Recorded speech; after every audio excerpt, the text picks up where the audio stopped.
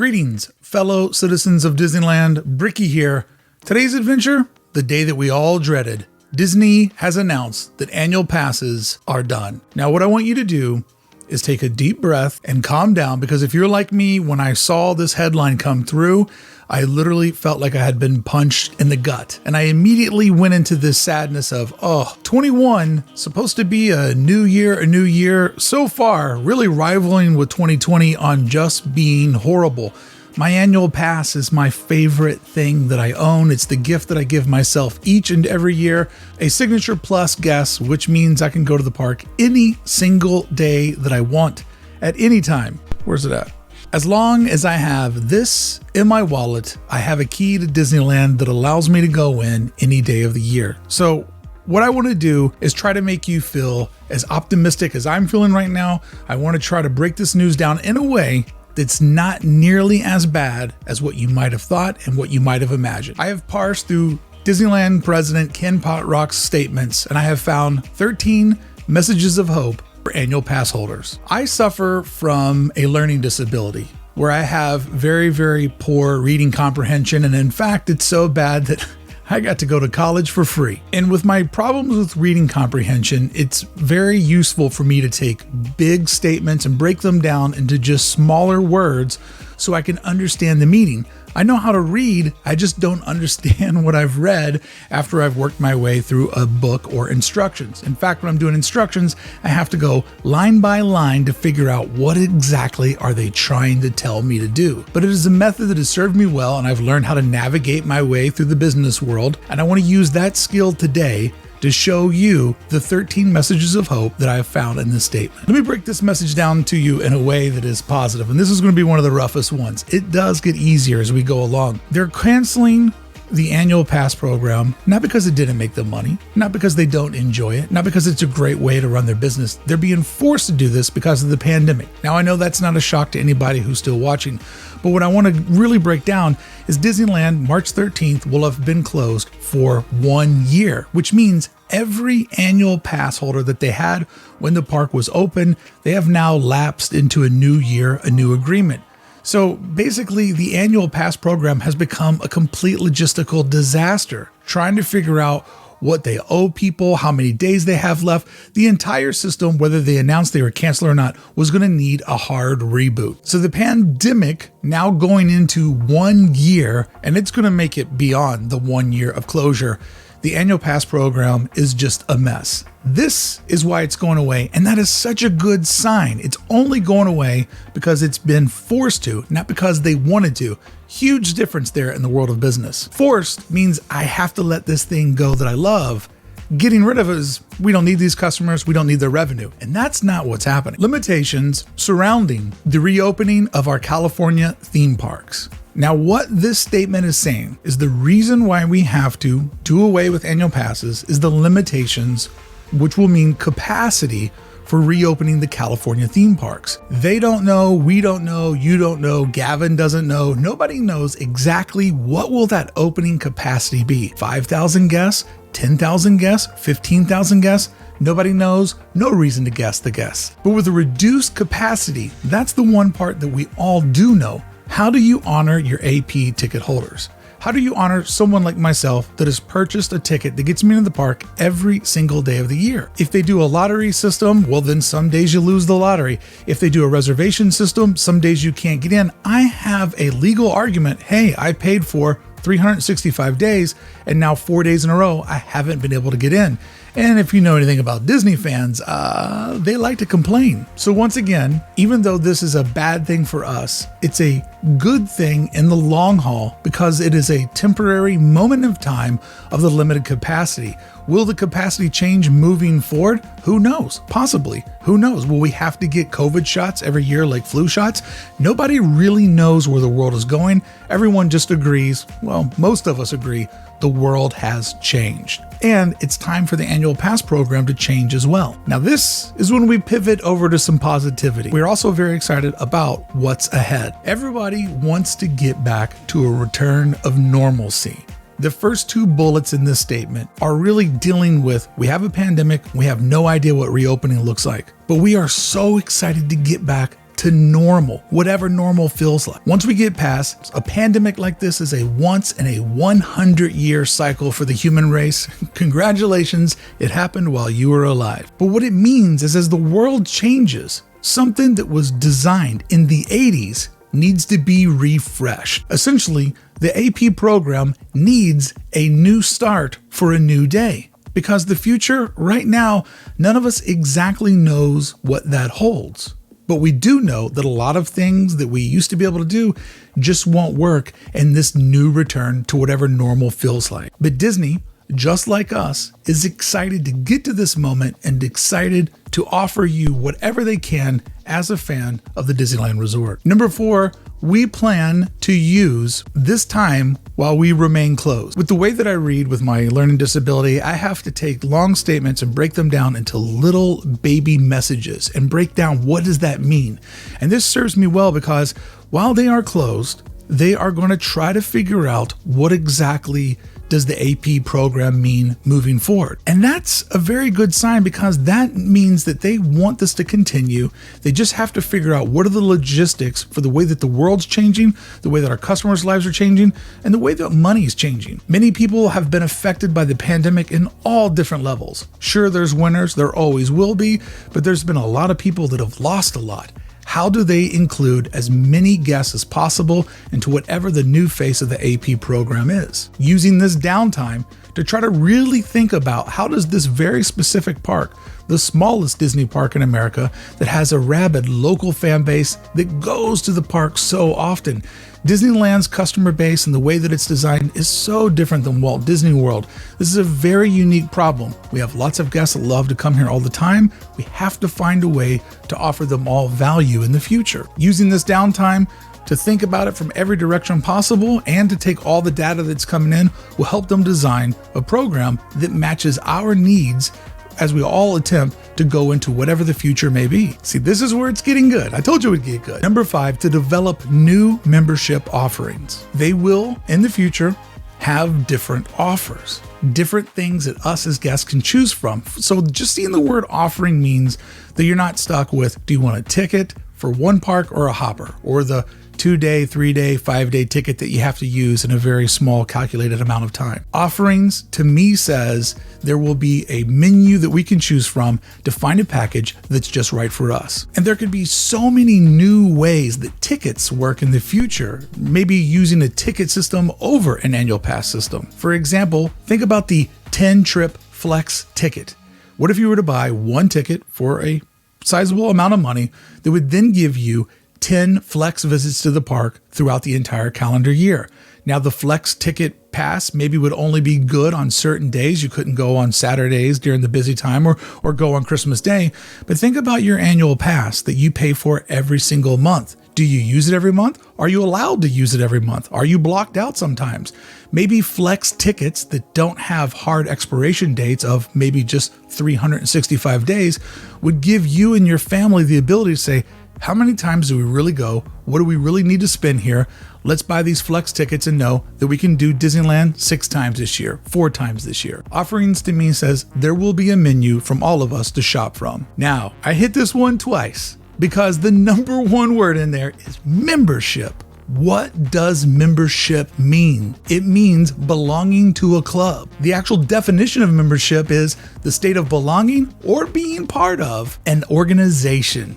That's what the annual pass was. You were an AP member. So to this one I say, it's not gone, baby. It's just on pause, as I had predicted when I started my AP video series. I said there would be a moment where the APs would probably go on pause to sort out sort of the 2 big problems we mentioned at the top of the video, but then it would return because no business says no to a suspected 1 million customers that were part of their annual program. So I don't believe it's gone. It's just taking a little nappy. Number 7 is an interesting one. Utilize customer insights. To me, this really says a lot, even though it's 3 words, in that we need to look at our data from our customers and we need to figure out how have our customers' spending habits changed, their free time change. What are our new forward-facing new millennial customers needing from Disneyland? How do we fit into their entertainment budget? How do we fit into their recreation? Going back to the idea that I used in our last bullet point, instead of selling a family of 4 a pass that gets them X amount of days per year, maybe there's a ticketing system that would be better for their budgeting and their time. I mean, really, I want to urge you to think about how you have particularly used your annual pass over the last couple of years. You're probably not a hardcore weirdo like me that goes once a week. I feel like I'm probably in a very, very small club. But many people buy this pass with great intentions and can't always get back to even. Maybe they would offer something like a 4-season pass where you and your family would have a ticket that would be good one trip through the first quarter, second, third, and fourth, giving you a way to go to the park 4 times a year, enjoy all the different seasons for a tremendous value. Maybe that's the way they're going to look at customer needs and try to design programs that are available at different availabilities of price for different interest levels. Because post 2020, many people's entire living situation is going to be very different. They need to find a way to reflect these changes. And we're talking about a program that started in the early 80s. Think about how much your life has changed in the last 10 years, much less soon to be 40. I believe that they're using this moment in time why they need to really just hard reboot the annual pass system while everything's in flux due to the park being closed for a year to really reboot, redesign what the annual pass program means or what the membership or ticketing program means. And to back this way of thinking up, number 8, deliver choice. Choice to me says, instead of going up to the ticket board, instead of just seeing 5 or 6 different pass levels, what is a way that we can cater to so many more people that just can't fit into one of these 5 or 6 buckets? But at the same time, how do we also keep the revenue coming in and keep our park at a capacity that we enjoy seeing it at 7 days a week? So instead of just 5 to 6 different pass levels, imagine over 10 different ticket systems. Imagine several different passes for people that still have the income that can go to that higher level. But just imagine so many different ways for Disneyland to hit their capacity goal every single day, catering to people with more money, less free time, people that have all the free time, not a lot of money. Through flexibility and choice, we will see the future of this system, which to me says that you might actually be able to find something that suits your needs so much better than just trying to figure out, I don't know, are we a California Select family or are we a Passport family? Like, I don't even know the names. This will be a way, though, to offer value, memberships, and a diversity of choice for everyone who's trying to find a way to make it work. Number 9, flexibility. The Flex Pass that was created in 2019 was a tremendous value. Disneyland could keep supply and demand pretty well on balance. Customer got a discount on getting an annual pass that didn't cost as much as it should. And Disneyland could always try to figure out, we have too many people this day, let's let people book ahead of time and we'll know exactly how many people are going to walk up on this Tuesday versus just being like, I don't know, we have 1 million APs. Right now, 350,000 of them qualify to come on this Friday. Maybe only 5% of them show up. And working on my theory that many annual pass holders probably don't get past break even when you take the amount of money they pay per year, divide it by each visit. Flexibility would give people a way to say, do you need to save money or do you need more access? Here are different ways to sort of target in that bullet point of where it crosses over. This is how much access I need with how much money I'm willing to spend. I could see a series of flex passes that would make it so affordable for a family of 4 to custom tailor a package that works just for them versus being locked into some sort of affordable monthly payment while being locked out of the park for an entire summer. Number 10, value for our biggest fans. Disneyland knows better than anybody what their Southern California customer is like. We are people that go to the park often. The park is a big extension of our lifestyle, and therefore they cater to always having new treats, new shows, new celebrations to keep us coming back and to keep us spending money. They know that with value, we will keep returning. The annual pass made it affordable when you'd think about on a weekend, out of all of my options, well, since I have a pass and going to Disneyland is free, let's go down to the park. And then maybe you would have to pay for parking. Maybe you would buy dinner, a snack, merchandise, a gift for someone. The annual pass makes it so valuable for guests to make Disneyland a part of all their entertainment. But number 11, looking at the actual word value. I know they value us as customers. I'm saying that word so many times. But they know that this is a locals park. So therefore, making it affordable, but also adding in items that make us want to keep coming back over and over again. They have to find a way to keep Disneyland as an affordable part of your family's entertainment. And that value is created in two different ways. You saving money by them adding value to, well, it's a perk. I have to go out. It's now affordable. And then number 12, biggest fans. Disneyland knows that there are the hardest of hardcore. Disneyland in Southern California is a culture, and I didn't understand it until I moved out here and then became a part of that culture. But you now have generations of families that have celebrated birthdays and holidays and seasons out at Disneyland. When I went to Disneyland Paris, it is a beautiful park. But you know what it lacked? It lacked the culture that Disneyland Anaheim has. Fans have built Disneyland's success, and they know this. They're fully aware of their committed fan base and how it is so important to the local park. And when you have 1 million customers either giving you money every single year or every single month, that is something that no business is willing to let go. Simply put, they will find a way to keep their biggest fans happy through tons of different offerings. Yeah, it may look different. It may not be called an annual pass. It may be a whole new ticketing system that we get used to, where you buy a ticket that gives you X amount of visits through the year. But one way or the other, we are not going to slip through their fingers. They simply cannot let us go forever. So it's not goodbye. It's just bye for now. Here's the statement from Ken Potrock that I have broken down in the way that my brain works so that I can understand all the details. But there's one last thing. My number 13 message of hope. When Ken said we are sunsetting the current program. Now, sunsetting is an actual business term, but I ask of you, when you're writing a press release like this, you choose every word to make sure that it has the weight of the message that you're trying to deliver. After all, this is huge news. My phone, my computer, everything is muted because every minute somebody's sending me a link. This is blowing up the Disneyland community right now. But why didn't he use the word ending? Why didn't he use the word quitting or terminating? Yeah, those words sound a little bit more harsh, but why use the word sunsetting? Let's talk about Disney Magic.